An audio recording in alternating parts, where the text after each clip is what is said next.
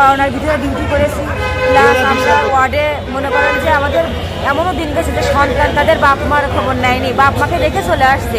এমনকি যে খাবার ওরা কিনে আমাদের হাতে দিয়ে আসছে, ওরা ভয়তে 20-30 সেন্টিমিটার দূরে থাকছে, আসেইনি। আমাদের ওয়ার্ডের ভিতরে তো যাওয়া দূরে থাকে, গেটের থেকে এসে আমাদের নাম্বার নিয়ে আসছে, ফোন করে দিয়েছি। কিন্তু আমরা ওই সময় ডিউটি করেছি, সবার সেবা দিছি। আমরা নিজেরাও করোনায় আক্রান্ত হয়েছি, বাসায় যেতে পারিনি। বাবা মা আমাদের বলছে তোমরা এরকম করে আসছো, আলাদা রুমে থাকো, আমাদের গ্রামে ঢুকতে দেয়নি। তাহলে কেন এখন আমাদের চাকরি নাই বলে? এখন আমাদেরকে বলা হচ্ছে 31 তারিখ ডিসেম্বরের পর থেকে আমাদের আর চাকরি থাকবে না, আমরা যাতে চলে যাই। তাহলে করোনার সময় আমরা যে সেবা দিয়েছি এটা কোথায় গেল? তখন কি তাদের মনে ছিল না? তখন তারা বলতো যে তোমরা 2-3 মাস ডিউটি করেছো বা করোনা শেষ, তোমরা চলে যাও। আমাদের আশ্বাস দিয়ে রাখা হয়েছে যে আমাদের এখানে হচ্ছে চাকরিতে রাখা হবে, রাজস্ব খাতে নেওয়া হবে। এখন তারা বলছে আমাদের আর হচ্ছে রাখবে না। তাহলে আমাদের দিকে তারা সুবিধা ভোগ করেছে, আমি তো সুবিধা দিয়েছি তাদের, তার জন্য এখন আমাদেরকে বের করে দেবে? আমাদের সুবিধা নেওয়া শেষ, এখন আমাদের কাজও শেষ বলে। এখন আপনাদের সর্বশেষ দাবি? আমাদের সর্বশেষ দাবি আমাদের চাকরিতে বহাল রাখতে হবে। হ্যাঁ। আপনারা যারা প্রশাসনিক কর্মকর্তা রয়েছে তাদের সাথে আলোচনা করেছি? আমরা আলোচনা করেছি, কিন্তু তারা কোনো জবাব দিচ্ছে না। তারা আমরা এখানে অনাহারে বসে আছি, এতগুলো মানুষ এখানে মনে করেন যে 1 বা 3 দিন থেকে গেছে, তখন তারা বলছে আচ্ছা আমরা দেখবো, ঠিক আছে। কিন্তু দিন চলে যাচ্ছে, কিন্তু তারা দেখছে না।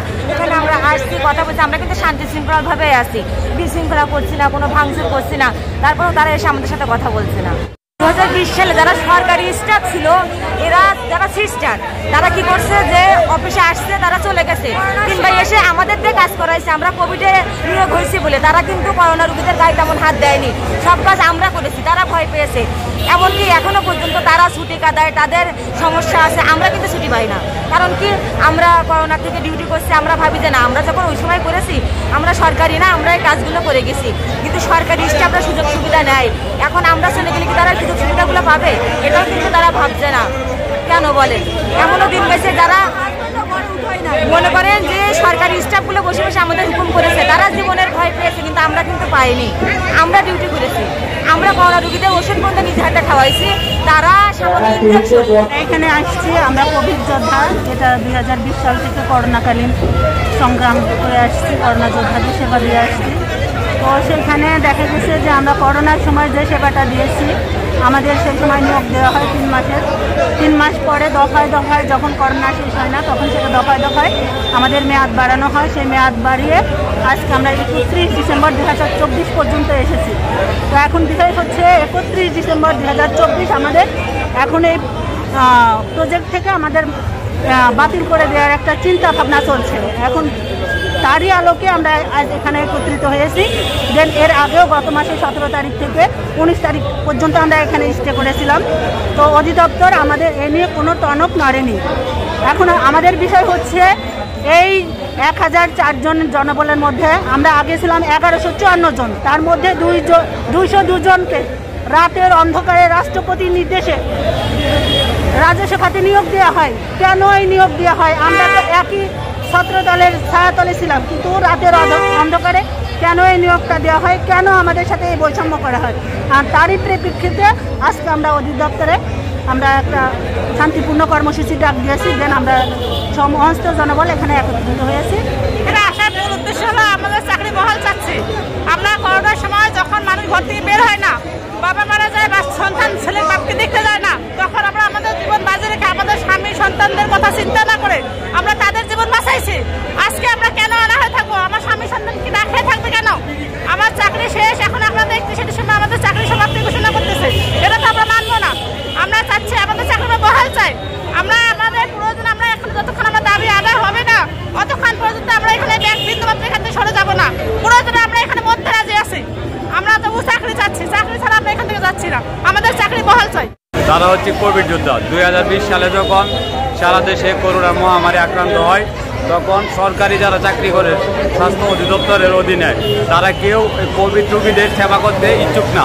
তখন তারা আমাদেরকে নিয়োগ দেয়। আমরা প্রত্যেকে জীবনে ঝুঁকি নিয়ে, দেশের ক্রান্তি লগ্নে দেশের মানুষের জন্য নিজের জীবনে ঝুঁকি নিয়ে আমরা কাজ করেছিলাম। তখন আমাদের নিয়োগটা দেওয়া হয়েছিল 3 মাসের জন্য। আমরা সবাই এখানে যারা আছে সবাই শিক্ষিত, সবাই মাস্টার্স পাস। আমাদের যদি 3 মাস আগে 3 মাসের জন্য নিয়োগ দেওয়ার পরে যদি বলতো তোমাদের চাকরি নাই, আমরা এতদিনে ভালো কিছু করতে পারতাম। আমরা রানিং স্টুডেন্ট ছিলাম, আমাদের চাকরির বয়স ছিল। আমরা যদি 3 মাস পরে যদি আমাদেরকে মানা করে দিত তাহলে আমরা এতদিনে পড়াশোনা করে ভালো পজিশনে চলে যেতাম। আজকে আমি যদি একটা গার্মেন্টসেও চাকরি করতাম 4 বছর আগে, এখন পর্যন্ত আমি ভালো পজিশনে যাইতে পারতাম। কিন্তু আমাদের আশ্বাস দিয়ে যে আপনাদের মেয়াদ বাড়াইতে ভালো কিছু হবে। এখন আজকে 31 ডিসেম্বরে আমাদেরকে তারা বলতেছে আপনাদের আর মেয়াদ বাড়বে না। এই নাটা তারা আমাদের কেন 2020 সালে করলো না? স্বাস্থ্য উপদেষ্টার প্রতি এবং প্রধান উপদেষ্টার প্রতি আমাদের আকুল আবেদন। আমরা এখানে 1004 জন আছি, সবাইকে চাকরি বহাল রেখে আমাদেরকে হালাল রিজিক উপার্জন করার মতো একটা তো আমাদের ওনারা ব্যবস্থা করে দিই। আমরা কোভিড সময়ে আমরা কাজ করেছি, যে সময়ে মানুষের জীবন মৃত্যুর ভয় ছিল, মানুষ রাস্তাঘাটে চলে নাই, যাইতে পারে নাই কোথাও, বাপ ছেলেকে দেখে নাই, ছেলে বাপকে দেখে নাই। সেই মুহূর্তে আমরা নিশ্চিত জানি যে এই কাজটা করলে আমাদের মৃত্যু হওয়ার সম্ভাবনা ছিল, সেটা জানা সত্ত্বেও আমরা এই চাকরিটাতে আসছি, কাজ করছি। 31 ডিসেম্বর আমাদের চাকরি শেষ হয়ে যাবে। আমরা এখন আমাদের নিজের মনের থেকে বলতে হয়, মানুষ বরদোয়া করে না কিন্তু বরদোয়া চলে আসে। আমরা চাই দেশে আবার এরকম একটা মহামারী আসুক, যেমন মানুষের শরীরের মধ্যে আবার শিহরণ জাগে যে এরকম যোদ্ধাদের দরকার হয়, আমাদের মতো যোদ্ধাদের দরকার হয়, আরেকটা যুদ্ধ এরকম হয়, মহামারী আসুক, আবার যুদ্ধের জন্য আমাদের মতো এরকম যোদ্ধাদের, কোভিড যোদ্ধাদের ডাকুক। আর এই করার কাছে তারা বিভিন্ন, এই যে আগের ফেসিবাদী সরকার বলে গেছে যে তোমাদের জন্য একটা কিছু করবো, এই আশায় তারা চাকরিটা করছে। আমি দেখছি আমার অনেক ছোটো ভাইরা তারা পড়ালেখা করতেছে, রানিং অবস্থায় চাকরিটা করছে, আশা যে এই সময়ে যদি জীবন বাজি রেখে কাজ করি তাহলে আমার চাকরির নিশ্চয়তাটা পাবো। আজকে হঠাৎ আমাদের চাকরির সময় শেষ। আর আমাদের বর্তমান সরকারের প্রধান উপদেষ্টার কাছে আমাদের একটাই দাবি, উনি তো খুব ভালোভাবে একজন জ্ঞানী, একজন বিচক্ষণ লোক, বিচক্ষণতার সাথে উনি শুধু যাচাই বাছাই করে যে আসলে আমাদেরকে কি পুনর্বহাল রাখলে দেশের জন্য উপকার হবে কিনা, সে জিনিসটা বিচার বিবেচনা করার জন্য আমরা এই স্বাস্থ্য উপদেষ্টা এবং প্রধান উপদেষ্টার কাছে আমাদের